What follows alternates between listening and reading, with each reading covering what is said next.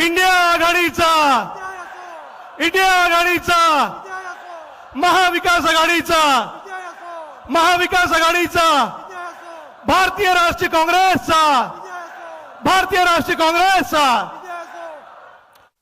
आजच्या या ऐतिहासिक सभेमध्ये आपले सर्वोच्च नेते आदरणीय राहुलजी यांचं व्यासपीठावर आगमन झालं। मी आपला प्रदेश अध्यक्ष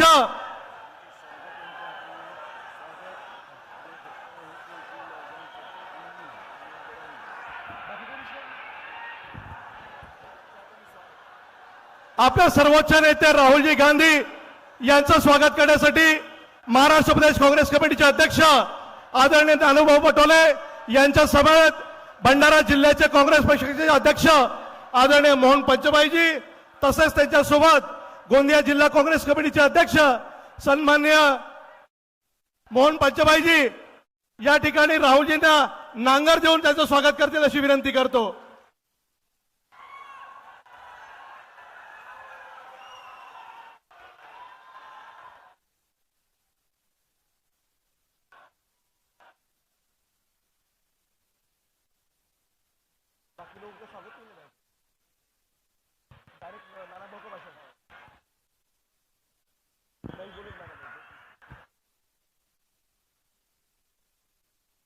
राहुल जी संघर्ष करो, राहुल जी संघर्ष करो।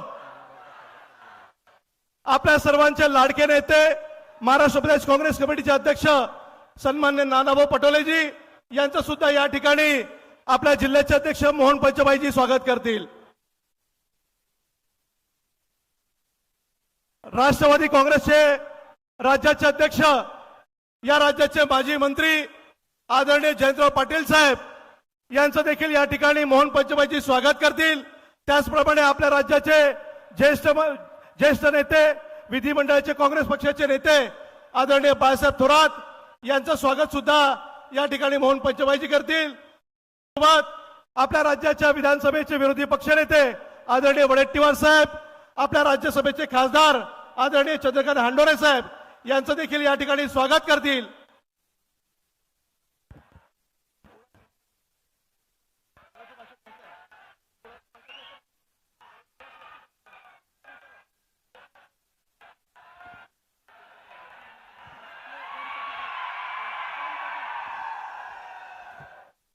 आपले घटक पक्ष राष्ट्रवादी काँग्रेस पक्षाचे राज्याचे अध्यक्ष या राज्यातले ज्येष्ठ नेते माजी मंत्री आदरणीय जयंतराव पाटील साहेब यांना या ठिकाणी विनंती करतो की त्यांनी या विशाल सभेला संबोधित करावे।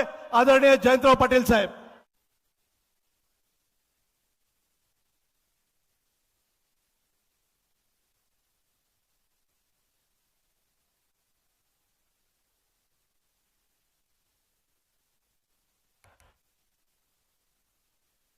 आपल्या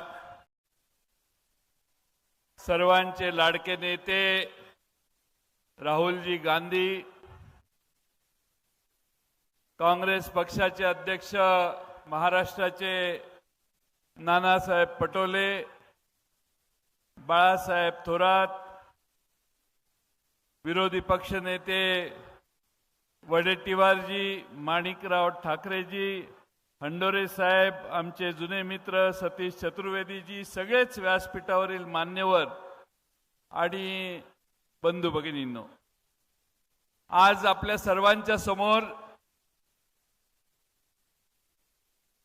या लोकसभा मतदारसंघातील साऱ्या प्रचंड मोठ्या संख्येनं गोळा झालेल्या जनतेच्या समोर राहुल गांधी बोलणार आहेत।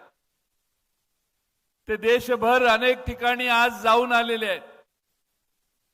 त्यांच्या देशातल्या वेगवेगळ्या भागातल्या सभा बघितल्या तर फार मोठ्या प्रमाणात त्यांना देशातल्या जनतेचा प्रतिसाद त्यांना आणि इंडिया आघाडीला मिळायला लागलेला आहे। या देशाने 10 वर्षात जो अनुभव घेतला त्यामधून पुन्हा जुने दिवस आणले पाहिजेत आणि या देशातल्या भरडल्या गेलेल्या जनतेला अन्यायापासून वाचवलं पाहिजे, ही भावना देशभर जागृत झालेली आहे। आपल्या जिल्ह्यामध्ये आणि गोंदिया जिल्ह्यामध्ये, भंडारा गोंदिया जिल्ह्यामधल्या या लोकसभेच्या सीटमध्ये यापूर्वी राष्ट्रवादी काँग्रेस ही जागा लढवत होती, पण आघाडी चर्चा करून नाना पटोलेजींच्या आग्रहानं ही जागा काँग्रेस पक्षानं लढवायचा निर्णय घेतला आणि आपले उमेदवार आज आपल्या सर्वांच्या समोर या निमित्तानं उभे आहेत. मला खात्री आहे, मी काही ठिकाणी सकाळपासून गेलो, राहुलजींना मी विश्वास देईन की या जिल्ह्यातले आणि शेजारच्या जिल्ह्यातले सगळे सामान्य माणसं सांगतात की यंदा या निवडणुकीत हाताचाच विजय होईल, काँग्रेस पक्षच या ठिकाणी विजय होईल, अशी खात्री सगळेजण द्यायला लागलेले आहेत. आज देशात ही परिस्थिती का निर्माण झाली? मी फार मुद्दे घेणार नाही, पण या गेल्या 10 वर्षात सत्तेत बसणाऱ्या मोदी सरकारने काय काम केलं? 14 सालापासून 23 सालापर्यंत या सगळ्या काळात या देशात 1 लाख लोकांनी, 1 लाख शेतकऱ्यांनी आत्महत्या करून आपली जीवनयात्रा संपवली. म्हणजे रोज 30 माणसं भारतामध्ये शेतकरी समस्या वेगळ्या तोंड देता येत नाही म्हणून आत्महत्या करतायत. ही मोदी साहेबांच्या सरकारची मिळकत आहे. या सरकारने पीक विम्यावर काय केलं? या पीक विम्यामध्ये पंतप्रधान फसल विमा योजनेमध्ये 14-15 हजार कोटीची तरतूद आहे म्हणून जाहीर केलं, पण याचा लाभ मित्रांनो शेतकऱ्याला नाही मिळाला. याचा लाभ मिळाला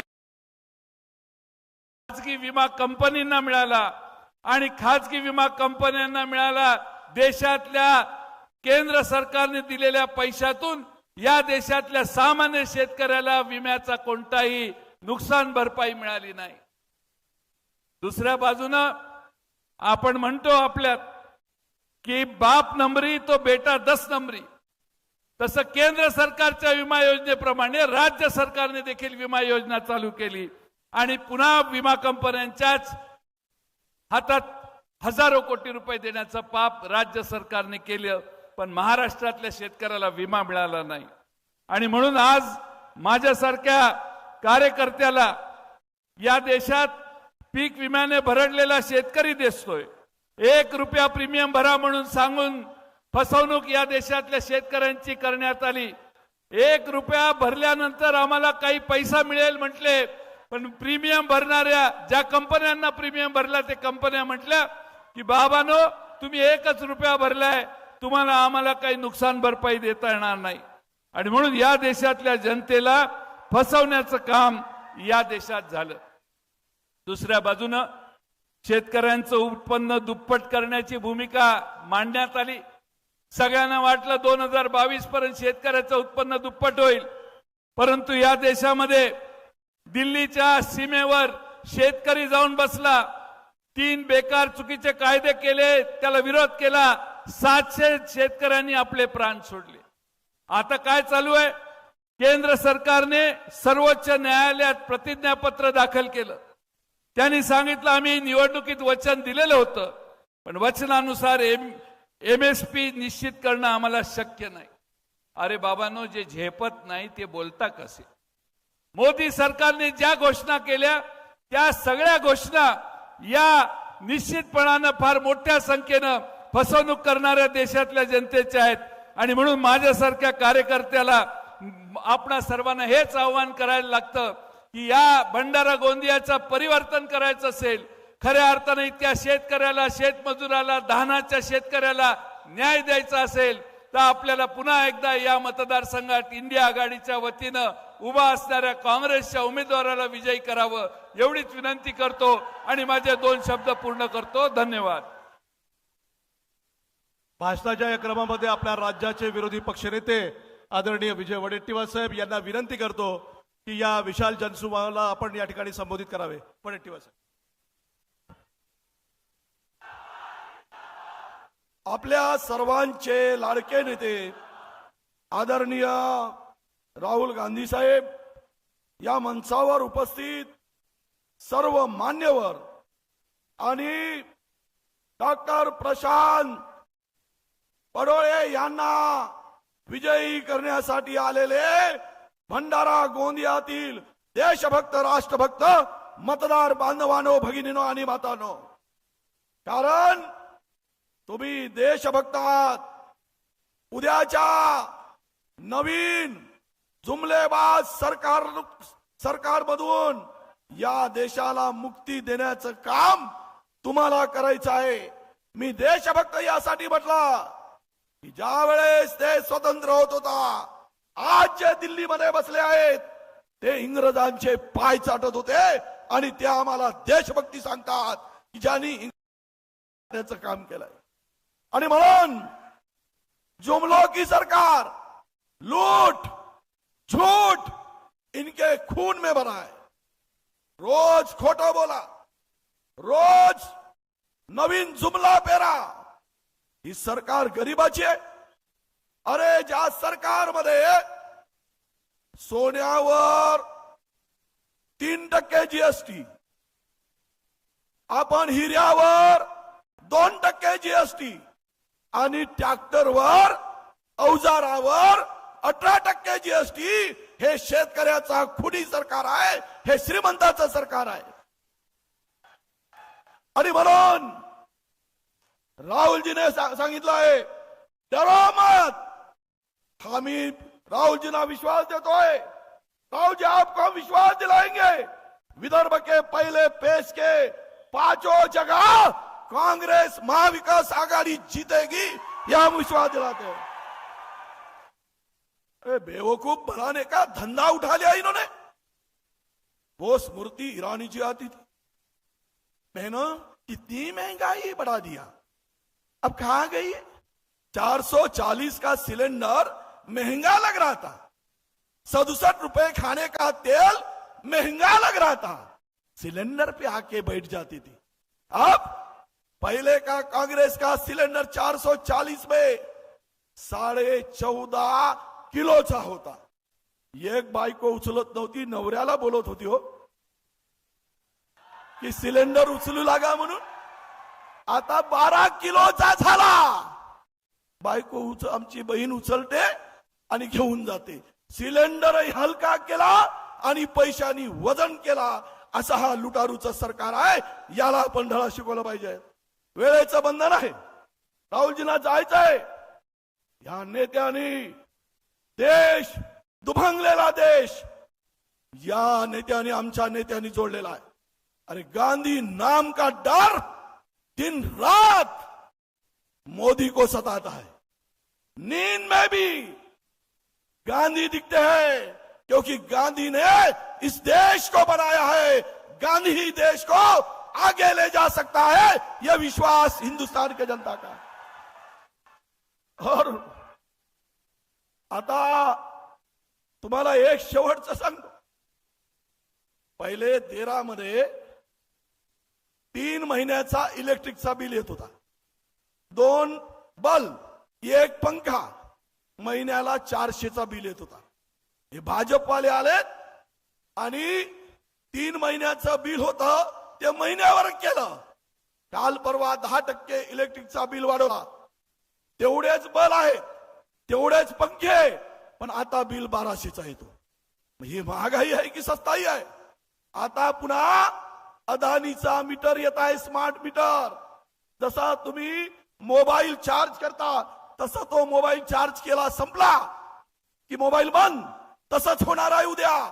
तो मीटर येईल आणि तो चार्ज संपला का रात्री 12 वाजता लाईट जाईल आणि मग बन्यान काढा आणि अंगणामध्ये येऊन हलवत बसा.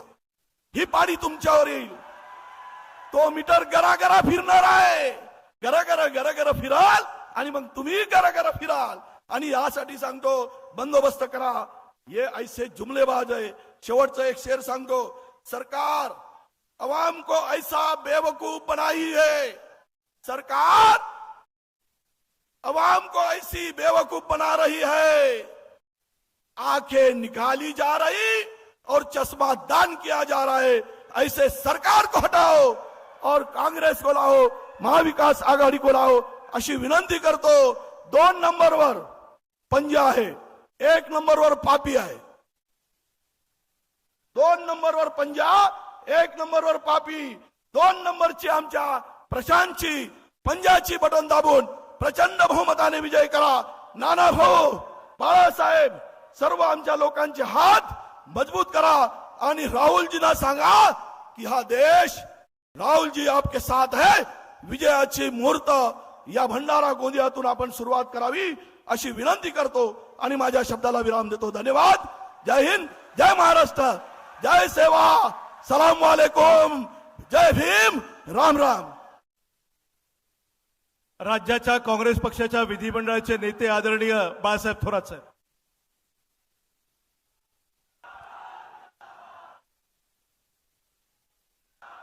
आजच्या या प्रचंड जनसमुदायाला मार्गदर्शन करण्यासाठी उपस्थित असलेले आपल्या देशाचे नेते, आपल्या सर्वांचे नेते आदरणीय राहुलजी गांधी, महाराष्ट्राचे प्रदेश काँग्रेसचे प्रदेश अध्यक्ष माननीय नानाभाऊजी पटोले, माननीय राष्ट्रवादी काँग्रेसचे जयंतरावजी पाटील, आपले विरोधी पक्षनेते विजयजी वडेट्टीवार, उपस्थित असलेले आपल्या सर्व तिन्ही पक्षांचे आणि मित्र पक्षांचे सर्व नेते, सर्व बंधू आणि भगिनी, आजचा हा प्रचंड जनसमुदाय पाहिल्यानंतर काँग्रेसच्या पाठीशी आपण भक्कम उभे आहात आणि प्रचंड विजय हा काँग्रेसचा होणार हे आता निश्चित झालेलं आहे.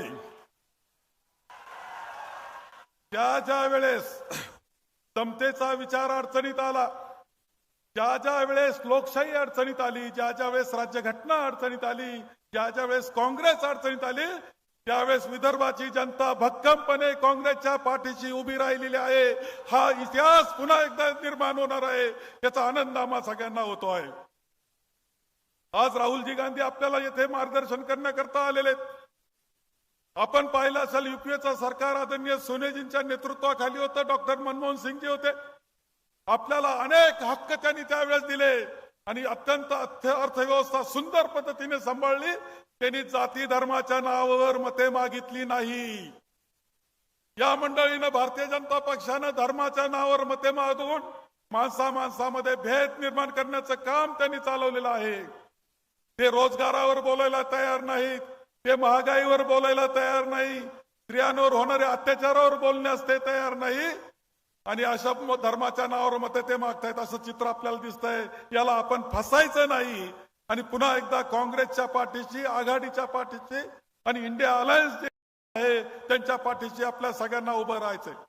राहुल जे आलेत त्यांचा प्रवास आपण सगळ्यांनी कन्याकुमारी पासून काश्मीर पर्यंत, मणिपूर पासून मुंबई पर्यंतचा प्रवास पाहिला. 10,000 किलोमीटर ते चालले. 10,000 किलोमीटर मध्ये जनतेशी संवाद साधला आणि त्यानंतर त्यांनी आता आणली आहे गॅरंटी. जे आपल्याला पाहिजे ते धर्माच्या नावावर मतं मागत नाही, तर सर्वसामान्य माणसाला केंद्रीभूत मानून त्याचं जीवन चांगलं कसं होईल याकरता त्यांनी गॅरंटी आणलेल्या आहेत आणि हा हक्क आहे आपला. गॅरंटी ते देत आहेत आणि त्यामधून सर्वसामान्याच्या जीवनामध्ये आनंद निर्माण होणार आहे. त्याकरता आपण राहुलजींच्या पाठीशी राहायचंय, आघाडीच्या पाठीशी राहायचंय. पंजाला मतदान, पंजा पाहायचा, बटन दाबायचं, लाखो प्रचंड मताधिक्यानं आपले उमेदवार विजयी करायचे, एवढंच आवाहन करतो आणि माझे 2 शब्द संपवतो. यानंतर महाराष्ट्र प्रदेश काँग्रेस कमिटीचे अध्यक्ष, आपल्या सर्वांचे लाडके नेते आदरणीय नानाभाऊ आपल्या सर्वांना संबोधित करतील. आदरणीय नानाभाऊ.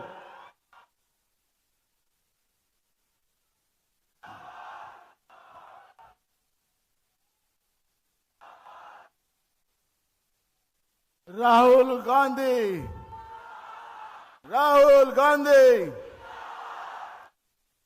सबसे पहले मैं राहुल जी को बहुत बहुत धन्यवाद देना चाहता हूं कि वो मेरे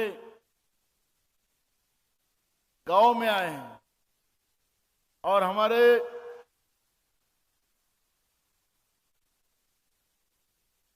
हमारे इस क्षेत्र में आकर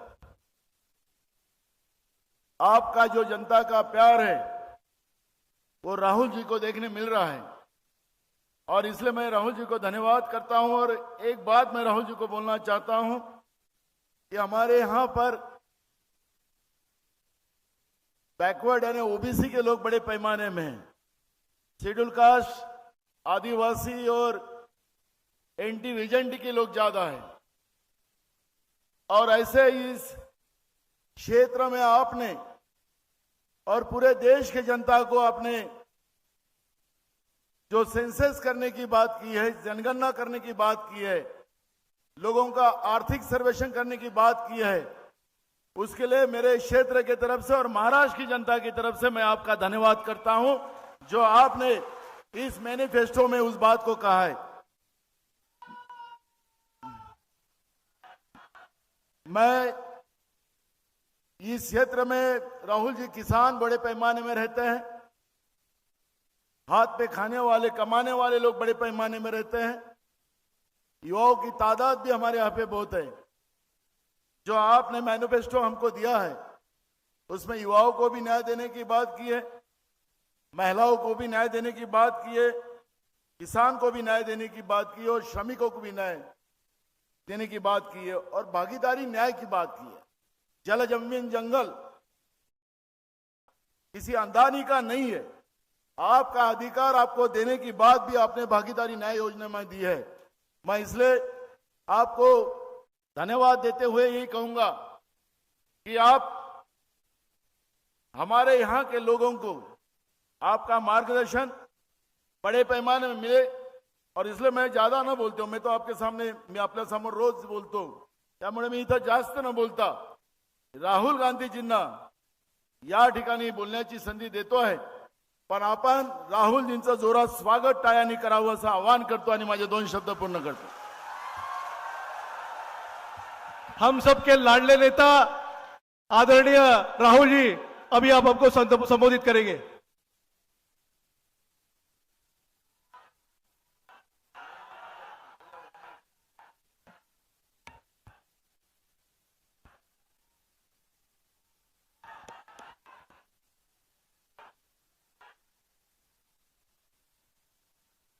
नाना पटोले जी,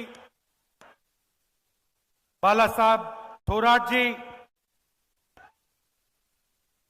विजय वडेट्टीवार जी, जयंत पाटिल जी, चंद्रकांत हंडोरे जी, मानिकराव ठाकरे जी, रवि वडाई जी, विदर्भा के हमारे कैंडिडेट्स प्रशांत पडोले जी, नामदेव किरसन जी, विकास ठाकरे जी, प्रतिभा धनोरकर जी, श्याम बारवे जी, स्टेज पे इंडिया अलायंस के सब नेता, पार्टी के और अलायंस के प्यारे कार्यकर्ता, भाइयों और बहनों, प्रेस के हमारे मित्रों, भैया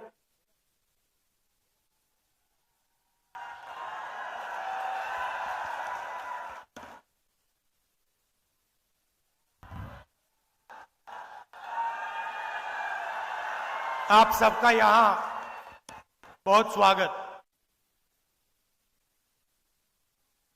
ये आपने हमारा मैनिफेस्टो देखा है, ये हमारे मैनिफेस्टो के 5 सबसे बड़े वायदे हैं। और अगर आप देखेंगे, बहुत सोच समझ के हमने ये मैनिफेस्टो बनाया है। ये मैनिफेस्टो बंद कमरों में नहीं बना, ये मैनिफेस्टो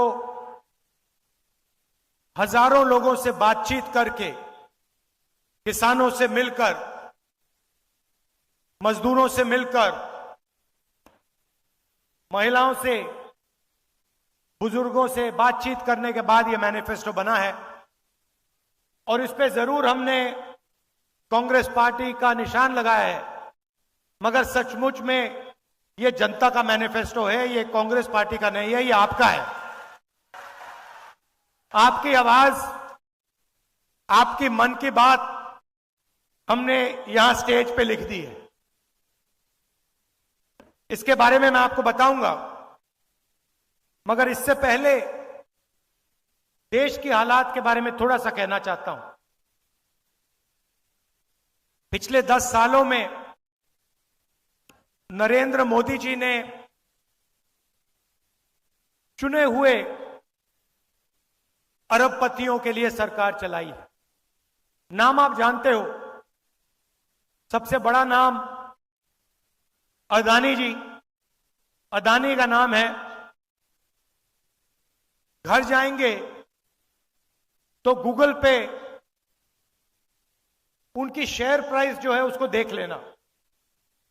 जिस दिन नरेंद्र मोदी की सरकार आती है उस दिन के बाद अदानी की शेयर प्राइस बढ़ती जाती है, बढ़ती जाती है, बढ़ती जाती है। और पूरा देश जानता है कि इसको नरेंद्र मोदी की सरकार कहा जाता है, मगर सचमुच में यह अदानी की सरकार है। एक अरबपति की सरकार है और सब कुछ अदानी के लिए किया जाता है। महाराष्ट्र में आपका एयरपोर्ट, मुंबई का एयरपोर्ट था, किसी और के हाथ में था। उस पर सीबीआई इंक्वायरी होती है, दबाव लगाया जाता है, धमकाया जाता है और जादू से कुछ ही दिन बाद वो एयरपोर्ट अदानी जी के हवाले कर देता है। सब इंक्वायरी बंद हो जाती है, सीबीआई शांत हो जाती है। अदानी जी महाराष्ट्र का सबसे बड़ा एयरपोर्ट चलाते हैं। और ये सिर्फ एयरपोर्ट के साथ नहीं हुआ है, ये पोर्ट्स के साथ हुआ है। हिंदुस्तान के सारे पोर्ट्स इनके हाथ में हैं। इंफ्रास्ट्रक्चर के साथ हुआ है, पुल बनते हैं, सड़कें बनती हैं, फायदा उन्हीं को जाता है। खदान उनकी, कोयला उनका, सोलर पावर उनका, विंड पावर उनका, बिजली उनकी, सारा का सारा अदानी जी के लिए। और 5-10 और होंगे। इससे हुआ क्या कि आज हिंदुस्तान में 22 ऐसे लोग हैं, 22, सिर्फ 22, जिनके पास उतना ही धन है जितना हिंदुस्तान के 70 करोड़ लोगों के पास। मतलब देखिए, 22 लोग, पहली लाइन में 22 लोग बैठे हैं। आप सोचिए, इतने लोगों के पास उतना ही धन है जितना हिंदुस्तान के 50% आबादी के हाथ में है।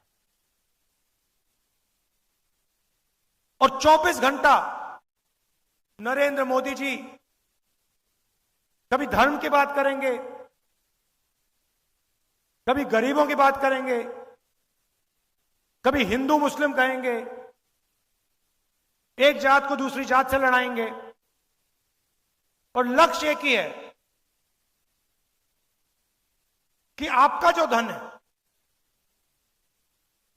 आपको पता भी नहीं लगता, जो आप जीएसटी में देते हो। आप शर्ट खरीदते हो, टैक्स लग जाता है। पेट्रोल खरीदते हो, टैक्स लग जाता है। जूते खरीदते हो, टूथपेस्ट खरीदते हो, जो भी आप खरीदते हो उसमें टैक्स लग जाता है। और आप उतना ही टैक्स देते हो जितना गौतम अदानी देता है। अगर आपने शर्ट खरीदी, 500 रुपए की शर्ट खरीदी, आप भी 18% दोगे, अदानी भी 18% देगा। और आपकी आमदनी हजारों में, उसकी आमदनी हजारों करोड़ों में, टैक्स एक ही देते हो। 24 घंटा मीडिया प्रधानमंत्री का चेहरा टीवी पे दिखाता है। मैं कन्याकुमारी से कश्मीर चला, 4000 किलोमीटर चला, और रास्ते में हजारों लोगों से मेरी बातचीत हुई, किसानों से, युवाओं से, सबसे मिला मैं पूछता था सबसे जरूरी मुद्दा कौन से हैं, कौन सा है? सब लोग जवाब देते थे, बेरोजगारी, बेरोजगारी, महंगाई, किसान को सही दाम नहीं मिलते। गरीबों की इस देश में कोई भागीदारी नहीं, ये मुद्दे थे। और आप 24 घंटा टीवी देखो, ना आपको बेरोजगारी के बारे में बताएंगे, ना आपको महंगाई के बारे में बताएंगे,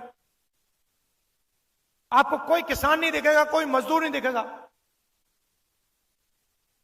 आपको बॉलीवुड के स्टार दिख जाएंगे आगे पीछे नाचते हुए, आपको क्रिकेटर दिख जाएंगे, आपको नरेंद्र मोदी जी दिख जाएंगे, कभी वो आपको समुद्र के नीचे दिखेंगे पूजा करते हुए। वहां पे मतलब मजाक बना रखा है, पूजा हो रही है, पंडित भी नहीं है, अकेले बैठे समुद्र के नीचे आर्मी वालों के साथ। और फिर एकदम समुद्र से आसमान में जाएंगे, सी प्लेन में, हेलीकॉप्टर में, ऊपर से। कोविड आएगा, लाशों के ढेर पड़े हुए हैं, गंगा में लाखों लाश चल रही हैं, हजारों लाशें चल रही हैं, और प्रधानमंत्री कहते हैं भाई और बहनों थाली बजाओ। नहीं, और मीडिया कहता है देखो प्रधानमंत्री ने क्या गजब की बात बोली है, कमाल कर दिया। वहां पे सांस नहीं ली जा रही, लोग दम तोड़ रहे हैं, मर रहे हैं, वेंटिलेटर नहीं है, ऑक्सीजन नहीं है। मीडिया कह रही है देखो कमाल किया मोदी जी ने, थाली बजवा दी हिंदुस्तान से, मरते हुए हिंदुस्तान से थाली बजवा दी। उसके बाद कहते हैं भाई और बहनों मोबाइल फोन जलाओ, मोबाइल फोन की लाइट चलाओ, वो चला दी। फिर मीडिया कहता है देखो कमाल की बात की मोदी जी ने, हिंदुस्तान में सेल फोन की लाइटें जला दी। और बाकी दुनिया देख रही है, कह रही है ये क्या हो गया भाई। और कोई प्रधानमंत्री थाली नहीं बजवा रहा था, वो बचा रहे थे लोगों को, जान बचाने में लगे थे। तो मजाक सा बना रखा है, कभी कुछ बोलेंगे, कभी कुछ और बोलेंगे, बस आपका ध्यान भटकाने का काम करते हैं।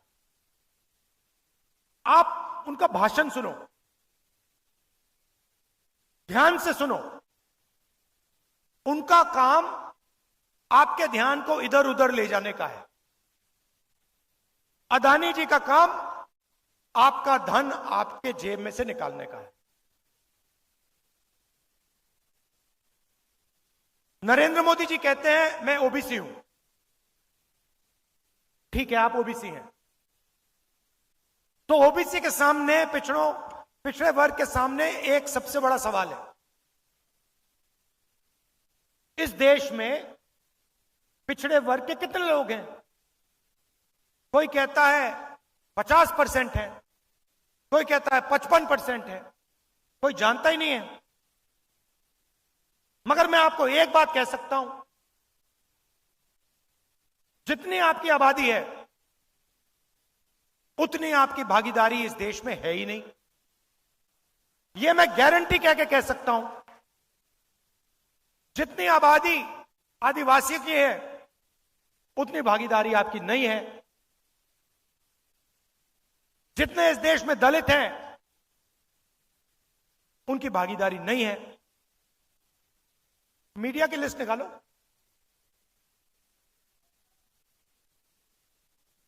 मोदी मीडिया है, मगर देखिए आपको आंकड़े पकड़ने चाहिए, आपको आंकड़े निकालने चाहिए। देखिए यहां बैठे हैं, ये जनता की आवाज कभी नहीं उठाते। मैं इनके सामने बोल रहा हूं, इनकी गलती नहीं है, ये जूनियर लोग हैं, इनको गुलाम बना के रखा हुआ है वहां पे, ये कुछ नहीं कर सकते, इनको ऑर्डर आता है। इन बेचारों को सैलरी लेनी है, बच्चे पालने हैं, इनकी गलती नहीं है, पीछे से ऑर्डर आता है। मगर आप इनकी लिस्ट निकालिए, हिंदुस्तान के मीडिया के मालिकों की लिस्ट निकालिए, इनकी सीनियर मैनेजमेंट की लिस्ट निकालिए, बड़े बड़े जो इनके एंकर्स हैं, जो 24 घंटा टीवी पे आते हैं, टिप्पणी करते हैं, ज्ञान देते हैं देश को, इनकी लिस्ट निकालिए। मैंने निकाली है। इसमें आपको एक पिछड़े वर्ग का आदमी नहीं मिलेगा, एक ओबीसी नहीं मिलेगा, एक दलित नहीं मिलेगा, एक आदिवासी नहीं मिलेगा, एक गरीब जनरल कास्ट का भी व्यक्ति नहीं मिलेगा। इसलिए ये आपकी बात नहीं करते। क्यों करें? ये आपके हैं ही नहीं। इनको छोड़िए, हिंदुस्तान की 200 सबसे बड़ी कंपनियों की लिस्ट निकालिए, उनके मालिकों की लिस्ट निकालिए। सब जानते हैं 200 बड़ी कंपनियां कौन सी हैं, उनकी लिस्ट निकालिए। उनकी मैनेजमेंट की लिस्ट निकालिए, उनके बड़े बड़े अफसरों की लिस्ट निकालिए। मुझे दिखा दीजिए उसमें ओबीसी कौन है, पिछड़े वर्ग का बता दो, दिखा दो मुझे कौन है वहां पे। हिंदुस्तान की 200 सबसे बड़ी कंपनियों में एक ओबीसी वर्ग का मालिक नहीं है, एक दलित मालिक नहीं है, एक आदिवासी मालिक नहीं है। मैं ऐसे नहीं बोल रहा हूं, मैंने पता लगाया है, मैंने लिस्ट निकाली है। मतलब 90% आपकी आबादी, और हिंदुस्तान की 200 सबसे बड़ी कंपनियों में आपका एक आदमी नहीं, मीडिया में आपका एक आदमी नहीं, प्राइवेट अस्पताल के मालिक की लिस्ट निकाली, उधर आपका कोई नहीं, सबसे बड़े कॉलेज यूनिवर्सिटी इनकी लिस्ट निकाले, उधर आपको नहीं मिलेगा। अब आप कहोगे भैया ये तो हमारा काम नहीं है, तो फिर ठीक है, हिंदुस्तान की सरकार को 90 अफसर चलाते हैं, बजट बढ़ता है, महाराष्ट्र को पैसा आता है, तमिलनाडु को पैसा जाता है, सड़कों में लगाया जाता है, डिफेंस में जाता है। बजट को 90 लोग बांटते हैं, 90 आईएएस अफसर हैं, लाखों करोड़ रुपए वो बांटते हैं, डिसाइड करते हैं कहां जाएगा, आपके बच्चों की शिक्षा में कितना जाएगा। 90 नाम में से एक नाम दलित है, एक नाम आदिवासी है, 3 नाम ओबीसी है। आपकी आबादी 50% और 90 में से 3, और वो भी छोटे छोटे डिपार्टमेंट में पीछे कहीं बैठे हुए हैं, बड़े डिपार्टमेंट में कोई नहीं है। और अगर हिंदुस्तान की सरकार 100 रुपए खर्च करती है तो दलित, ओबीसी, आदिवासी अफसर 6 रुपए 10 पैसे का निर्णय लेते हैं। आपकी आबादी कहां 90%, भागीदारी 100 रुपए में से 6 रुपए 10 पैसे। और फिर प्रधानमंत्री कहते हैं मैं ओबीसी हूं। कैसे ओबीसी हो आप? पिछड़ों का आपने क्या किया? ओबीसी के लिए क्या किया आपने, यह बता दो मुझे। कौन सी योजना आप लाए हिंदुस्तान के किसानों के लिए, वो ओबीसी हैं? गरीबों के लिए कौन सी योजना लाए? जो छोटा व्यापार चलाते हैं उनके लिए कौन सी योजना लाए, मुझे बता दो। एक योजना नहीं लाए आप। आदिवासी अफसर 100 रुपए में से 10 पैसे का निर्णय लेता है, दलित 100 रुपए में से 1 रुपए का निर्णय लेता है, पिछड़े वर्ग ओबीसी 100 रुपए में से 5 रुपए का निर्णय लेते हैं। अब आप कहोगे राहुल गांधी ने बात तो बता दी, मगर सॉल्यूशन क्या है, इसको ठीक कैसे किया जाए? मैं बताता हूं। जाति जनगणना,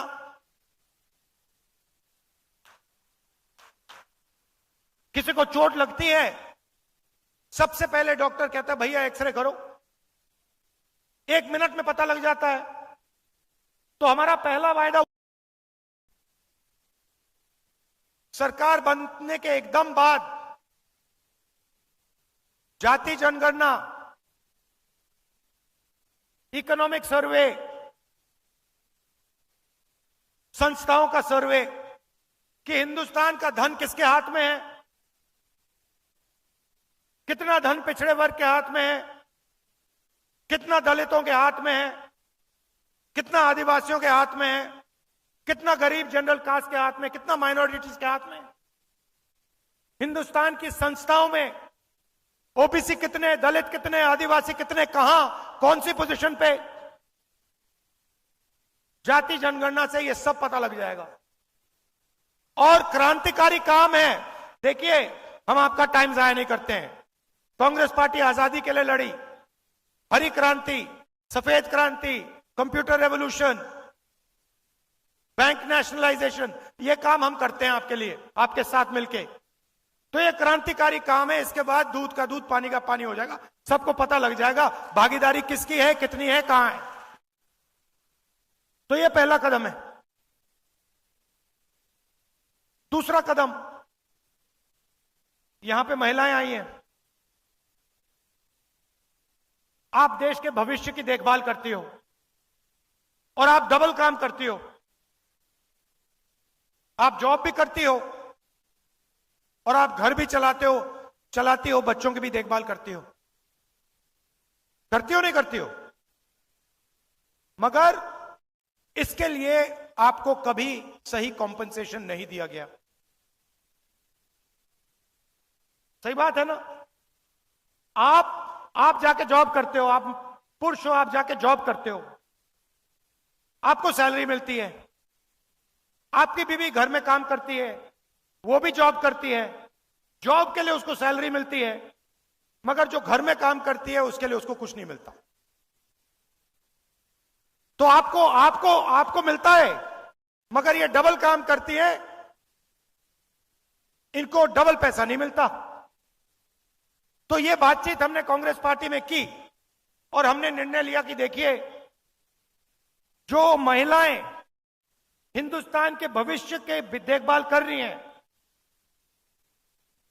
जिनको उसके लिए कॉम्पनसेशन नहीं मिलता है, पहली बार दुनिया में कोई भी सरकार ये क्रांतिकारी काम करने जा रही है। हिंदुस्तान के सारे गरीब परिवारों की हम लिस्ट निकालेंगे। जो भी गरीबी रेखा के नीचे होंगे, सारे परिवारों के हम लिस्ट निकालेंगे। हर परिवार में से एक महिला को हम चुनेंगे और उस महिला के बैंक अकाउंट में साल के 1 लाख रुपए आपकी अगली सरकार डाल देगी। हर महीने ठकाठक 8,500 रुपए आपके बैंक अकाउंट में। 1 तारीख को आप उठेंगी, बैंक में जाएंगी और देखेंगे कि भैया 8,500 रुपए सरकार ने आपके बैंक अकाउंट में डाल दिया। और ये कोई तोहफा नहीं है, गिफ्ट नहीं है। ये मत सोचिए कि ये गिफ्ट है।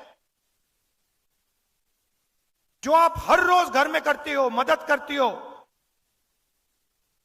बच्चों की देखभाल करते हो, हिंदुस्तान के भविष्य की देखभाल करते हो, इसके लिए आपको पैसा दिया जा रहा है। अगर नरेंद्र मोदी ने 22 लोगों को 16 लाख करोड़ रुपए दिए हैं। 16 लाख करोड़ रुपए मतलब 24 साल का मनरेगा अदानी की सरकार ने 22 लोगों को पकड़ा दिया। 24 साल का मनरेगा। तो हमने डिसाइड किया है, जितना उन्होंने 22 लोगों को दिया है, उतना हम हिंदुस्तान के गरीबों को उठा के दे देंगे। तो हर महीने 1 तारीख को करोड़ों महिलाओं को बैंक अकाउंट में 8,500 रुपए, साल के 1 लाख रुपए कांग्रेस पार्टी की सरकार, इंडिया की सरकार देने जा रही है। अब सबसे बड़ा मुद्दा बेरोजगारी का। मोदी जी ने कहा था 2 करोड़ युवाओं को रोजगार दूंगा, कुछ नहीं किया। उल्टा नोटबंदी की, गलत जीएसटी लागू कर दी, अग्निवीर दे दिया और जो रोजगार बनता था वो भी खत्म हो गया। तो दो चीजें तो मैं पहले ही कह देता हूं। ये जो इनका अग्निवीर का स्कीम है, आते ही हम इसको रद्द कर देंगे, खत्म कर देंगे। क्योंकि हमें 2 तरीके के शहीद नहीं चाहिए। एक शहीद जिसको सरकार पेंशन देगी, उसको शहीद का दर्जा मिलेगा, उसके परिवार की रक्षा होगी। और दूसरा, अग्निवीर शहीद, जिसके परिवार को कहा जाएगा कि तुम्हारे बेटे को या बेटी को हम शहीद का दर्जा नहीं देंगे, तुम्हें कॉम्पेंसेशन नहीं मिलेगी, तुम्हें पेंशन नहीं मिलेगी। यह बिल्कुल गलत है। अगर दो युवाओं ने देश के लिए अपना खून दिया तो दोनों के साथ एक जैसा बर्ताव होना चाहिए। इसीलिए हम अग्निवीर स्कीम को पहले दिन आके खत्म करेंगे। और भाइयों और बहनों, एक बात समझिए, यह स्कीम आर्मी नहीं चाहती, यह स्कीम आर्मी ने नहीं मांगा, यह स्कीम प्रधानमंत्री के ऑफिस ने बनाया है, उधर से बना है। प्रधानमंत्री ने यह स्कीम लागू की है। प्रधानमंत्री के ऑफिस ने सेना को कहा है कि तुम अग्निवीर बनाओ। और हिंदुस्तान का कोई युवा ऐसा नहीं है जो अग्निवीर चाहता है। पहले रिक्रूटिंग सेंटर्स होते थे, वो सब बंद पड़े हैं, कोई नहीं जा रहा वहां पे, क्योंकि सब जानते हैं अग्निवीर बनेंगे, पेंशन नहीं मिलेगी, शहीद का दर्जा नहीं मिलेगा, कैंटीन नहीं मिलेगी। तो सबसे पहले इसको रद्द करेंगे। दूसरा काम, ये जो इन्होंने गलत जीएसटी लागू की है, जिससे छोटे व्यापारी खत्म हो गए हैं, स्मॉल मीडियम बिजनेस खत्म हो गए हैं। ये 5 अलग अलग टैक्स, दलाली वाली जीएसटी, एक्सटॉर्शन वाली जीएसटी, इसको हम बदलेंगे। एक टैक्स होगा, कम से कम टैक्स होगा। और जो हमारे किसान हैं जो आज टैक्स दे रहे हैं, उनकी बात मैं थोड़ी देर में कर रहा हूं, मगर कम से कम टैक्स होगा और एक टैक्स ब्रैकेट होगा। 30 लाख सरकारी वैकेंसीज हैं। 10 साल में नरेंद्र मोदी जी ने इनको नहीं भरा। 30 लाख वैकेंसी हम भर के आपको पकड़ा देंगे।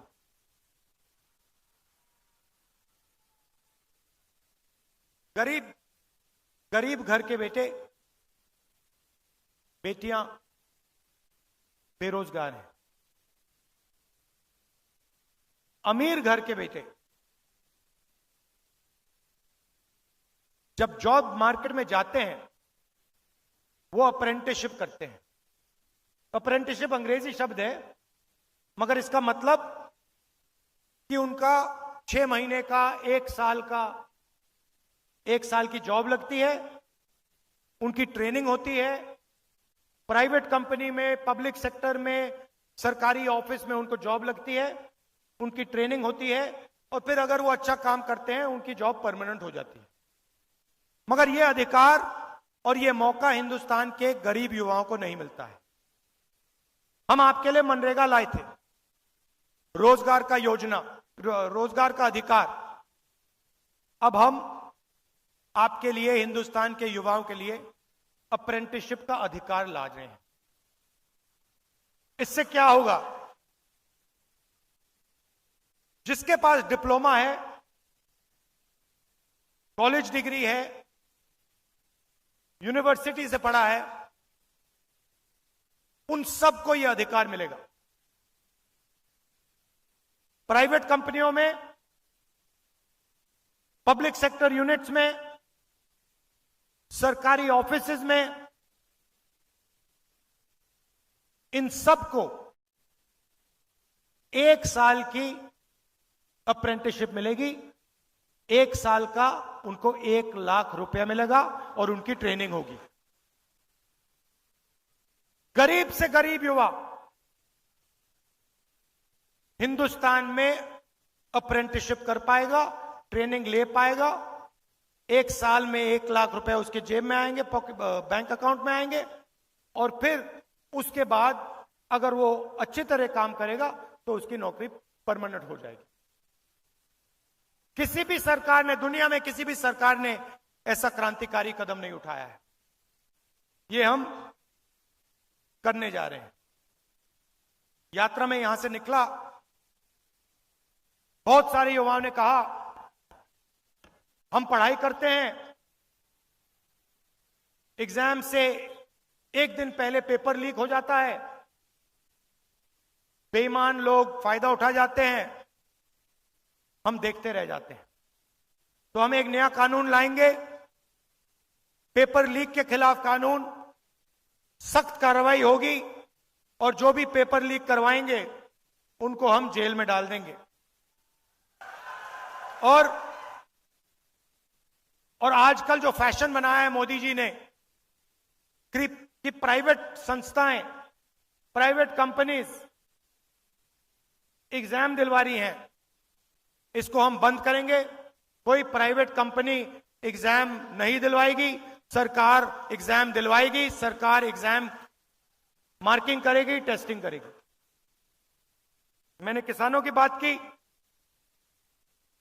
पूरे देश में किसान उदास है, डरा हुआ है, और किसान, किसी भी किसान से बात करो दो चीजें कहता है। एक सवाल कि राहुल जी, अरबपतियों का कर्जा माफ हो जाता है, उनके पास पैसे की कोई कमी नहीं है, मगर हमारा कभी कर्जा माफ नहीं होता, क्यों नहीं? और दूसरा, प्राइवेट कंपनियों को उनके प्रोडक्ट के लिए सही दाम मिलता है, मगर हिंदुस्तान के किसान को सही दाम कभी नहीं मिलता, क्यों? ये दो सवाल हजारों किसानों ने मुझसे पूछे, यात्रा में पूछे, हर रोज, राहुल जी ये क्यों हो रहा है? तो मैं उन किसानों से कहना चाहता हूं, हमारी सरकार आएगी तो ये नहीं होगा। सबसे पहले जैसे हमने आपका कर्जा माफ किया था, हम फिर से हिंदुस्तान के किसानों का कर्जा माफ करेंगे।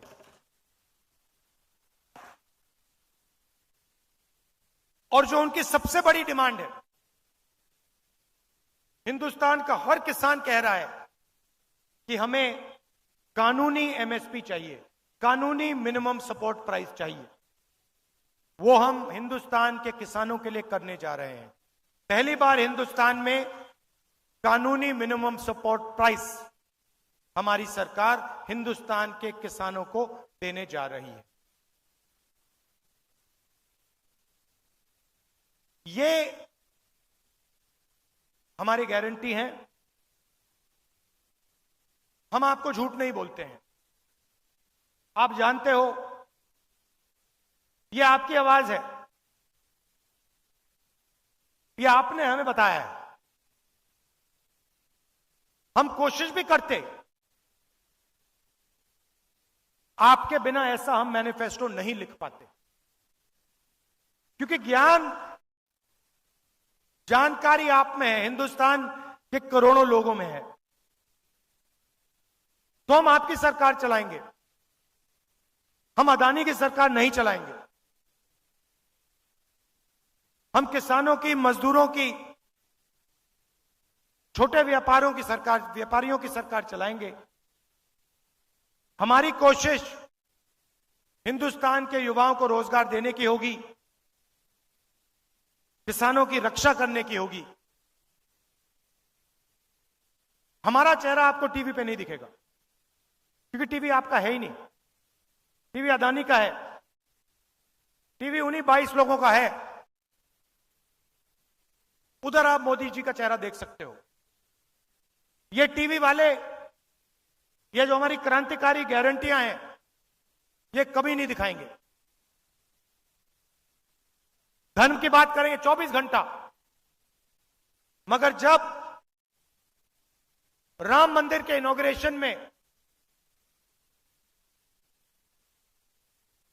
आदिवासी राष्ट्रपति को अंदर नहीं जाने दिया, तो मीडिया ने एक शब्द नहीं बोला, एक शब्द नहीं बोला, चुप थे। देश के राष्ट्रपति को, देश की राष्ट्रपति को राम मंदिर के इनॉग्रेशन में नहीं आने दिया। क्यों? क्योंकि वो आदिवासी है। मगर मीडिया ने एक शब्द नहीं बोला, चुप थे बिल्कुल। मैं देख रहा था, वहां पे अदानी बैठे थे, अंबानी बैठे थे, सब बैठे थे, लाइन लगी हुई थी। बॉलीवुड के सारे स्टार बैठे थे, क्रिकेटर बैठे थे, मगर वहां एक पिछड़ा नहीं था, एक दलित नहीं था, एक आदिवासी नहीं था। यह सच्चाई है।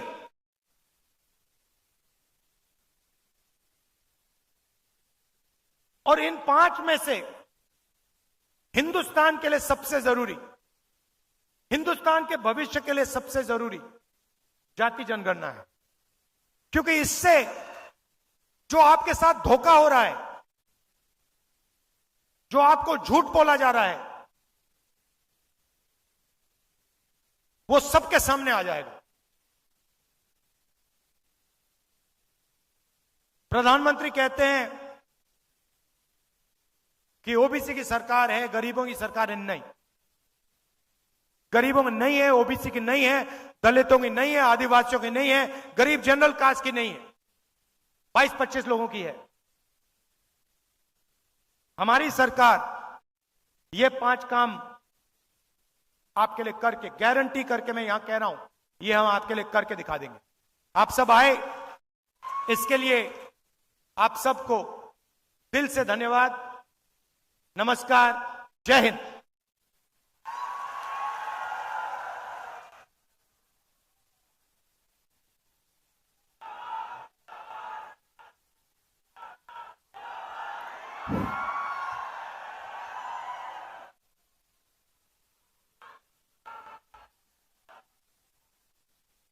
आज या ठिकाणी भारतीय राष्ट्रीय काँग्रेस पक्षाचे उमेदवार डॉक्टर प्रशांत पडोळे